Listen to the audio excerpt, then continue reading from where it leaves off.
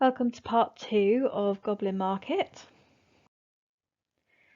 So moving forward through the next stanzas, the first part that you need to look at is the setting that has been slowly revealed from this part of the poem onwards. So far we haven't had much of an idea of what the setting is like, and now we're getting a sense of it being in a glen, and it's slowly revealed in the way that a story does. So it utilises the storytelling conventions, and remember we said about it being a hybrid genre, combining lots of naturalistic story conventions with darker themes. And then when Rossetti refers to the Goblin men again, she uses military imagery here about them trooping, which suggests that they're ready to invade and conquer, so they definitely take on a more active role in the way that they're moving towards Laura. So this bit where they talk about the shrill repeated cry is a direct comparison to the part where Laura talks about them having the voice of doves. So there's a change in narrative focus here where it kind of moves away from Laura's thoughts into a more third person omniscient narrator. So coming out of Laura's thoughts and feelings, we get a more objective view of what the Goblin men are like. So perhaps because she's in that temptation, she can't see what they're really like, but the omniscient narrator can. So the refrain used again, come by, shows that the purpose of the Goblin men has not been forgotten. They haven't given up. They're still relentless in their need to tempt Laura into something. The military imagery is continued throughout this part, where they're talking about signalling now and being brothers together. It's the idea of them being united against Laura, or in attack against Laura. There's sexualized imagery here as well, with the leering of the Goblin men. In the next part, you'll see that there is the constant reminder of the magnitude of the number of Goblin men. So the repetition again of the one, shows that the temptation and the threat is really quite big now. The verbs here suggest preparation, so they're in contrast to the ones we've seen previously. This one is about getting ready, set, reared, began. So this suggests a change in what the Goblin men are doing now. And then it talks about how one of the Goblin men weaves a crown, and perhaps this is a crown for itself as a symbol of patriarchy, to show that they are going to conquer and they're going to win, or it could be a crown that he's about to give to Laura as a false promise, in the way that trinkets and sentimental gifts would have been given to people when they were trying to be wooed. There's lots of natural imagery here, so this tripling of the tendrils, the leaves and the nuts could suggest a certain amount of safety. So perhaps this natural idyllic pastoral setting really juxtaposes with the danger that Laura's actually in, and maybe makes her slightly naive to it. And this bit in parenthesis is really interesting because this is from the narrator's perspective, the omniscient narrator, that says men sell not such in any town. So it's almost like the narrator themselves are being seduced by the Goblin men, because they acknowledge that the gifts that they're bringing are exotic and unusual.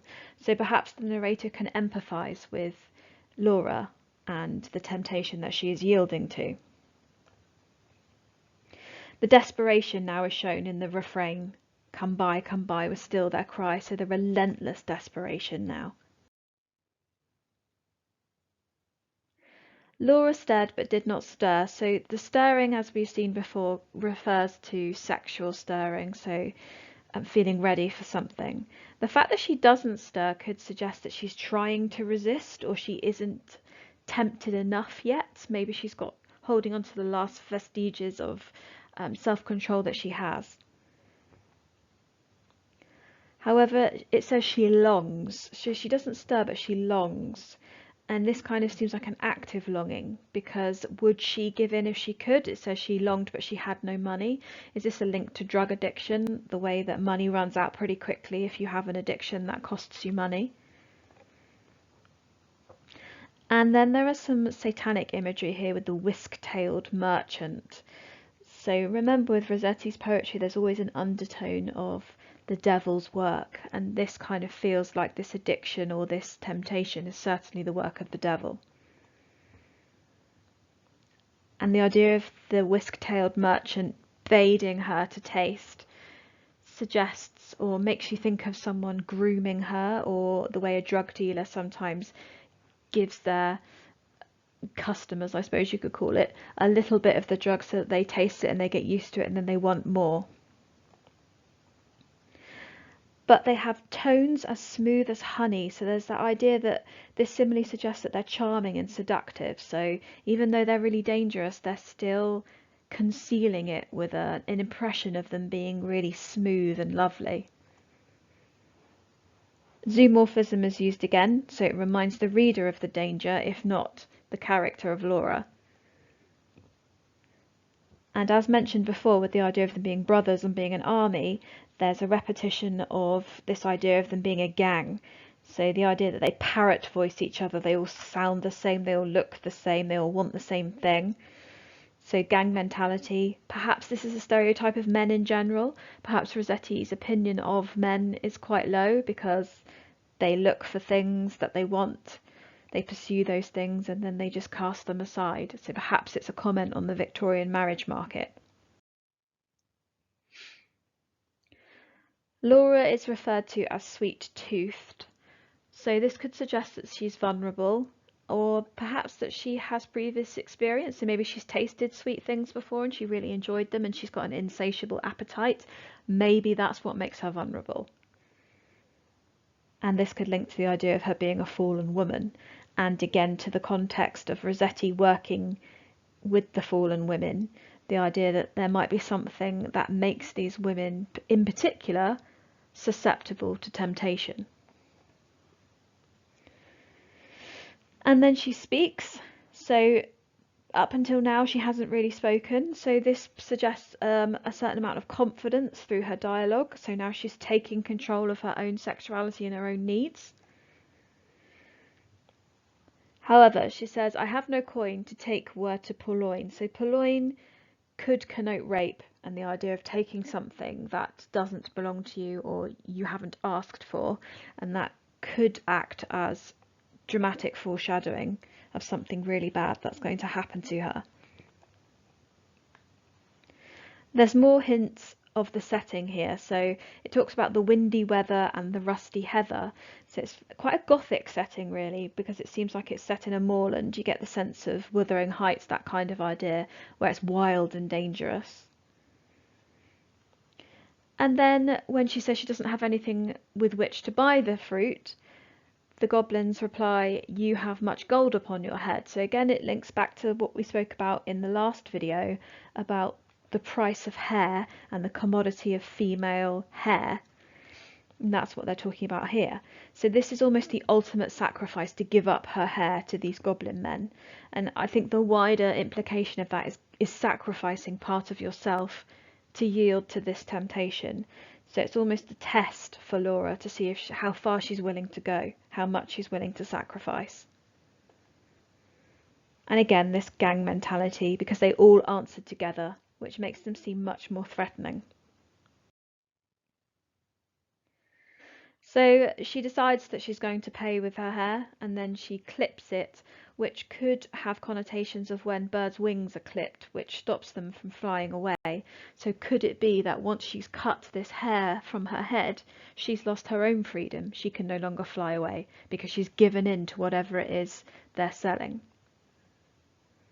It's a huge sacrifice, and the idea of her hair being golden suggests that it's really valuable, but it could also be a more tenuous link to her virginity, that she gives that away, or she gives something of herself away. Whatever it is, it seems like a sacrifice. And then she dropped a tear more rare than a pearl. So it could be a tear of grief, it could be a tear of relief, it could be a tear of pain. These things could reference first sex, where there's obviously the pain of the tearing of the hymen, so it could be that is referenced here obliquely. And then the language becomes much more sexualized once she's given up her golden lock, and then she tastes the fruit. She either seems passive or assertive in this sucking. It's difficult to tell, and I guess it's down to personal interpretation. But sucking could be passive because she just lays there and they're giving it to her, or it could be active because she actively goes forward and she takes it for herself. And if we're looking at this from a sexualized point of view, the fruit globes could be a euphemism for testes, or they could be a euphemism for drugs. And again, there's a tripling here of positive feelings: sweeter, stronger, clearer. So the idea of this thing that she's tasting being the most wonderful thing she's ever had. And this could be a reference to sexual pleasure, or it could be a reference to the highs of drug use. And then contradicting these at the end are the rock, the wine, and the juice. And this links back to Psalms from the Bible, with God providing miracles. And perhaps what Rossetti is saying here is that there's often a manipulation of faith to deceive people into doing things. So do this because that's what God wants you to do. And maybe she feels to an extent that that's what the marriage market is like. Do this because God expects you to get married. But actually it turns out not to be as pleasant as one thought it might be. And then again, another nice euphemism for semen with the juice that is being spoken about. The wine and the juice could be euphemisms for semen. And when it says she's never tasted such before, we get the impression that this is a new sensation for her. So could it be the first high of drug use? Could it be the first high of having sex? We don't really know, but either interpretation works for that. And then there's a rhetorical question here, which is designed to make the reader question the consequences of these actions. How should it cloy with length of use? So it questions whether she will be ruined from overuse of this or overindulgence of this. Is that possible to do? So Rossetti quite often wonders whether it is really bad to give in to temptation. But then she usually does a full circle and says, yes, it is. So maybe it's a rhetorical question in that sense. And the tripling of the verb sucked again suggests a dangerous desire, that she almost can't get enough. She sucked and sucked and sucked the more, so she couldn't stop giving in to this temptation. And then she almost takes on a masculine persona, perhaps because she's a more sexualized person, which is what they would have associated more so with a masculine identity back in the Victorian period. The sucked, the flung, the gathered, they're quite aggressive, quite active verbs. So it could be an assimilation to the patriarchy, so being more like men so she can fit in. It could suggest a carelessness and a selfishness that she didn't have before she gave in, or it could be the consequence of her actions. And then once she's finished, she flings the rinds away and gathers up the kernel stone to the stone from inside. And maybe this is her trophy to take home to prove that she's done this. Maybe she's proud of herself, or maybe she takes it away as a reminder never to do it again. And it says that she knew not was it night or day, which suggests a psychological confusion, perhaps because she's been so out of it while she's been indulging in this pleasure, or the impact of indulging in this pleasure has been a lot of confusion. It's not really clear, but there's definitely something that's changed about her since she gave in. And the fact that she turns home alone could again be a consequence. The idea that she's now a fallen woman, so she's going to be cast aside from society, or it could suggest an emptiness. Now she's given in, there's nothing left. It hasn't given her what she thought it might give her. So there's a deceit, perhaps, in the promises that were given to her by the Goblin men.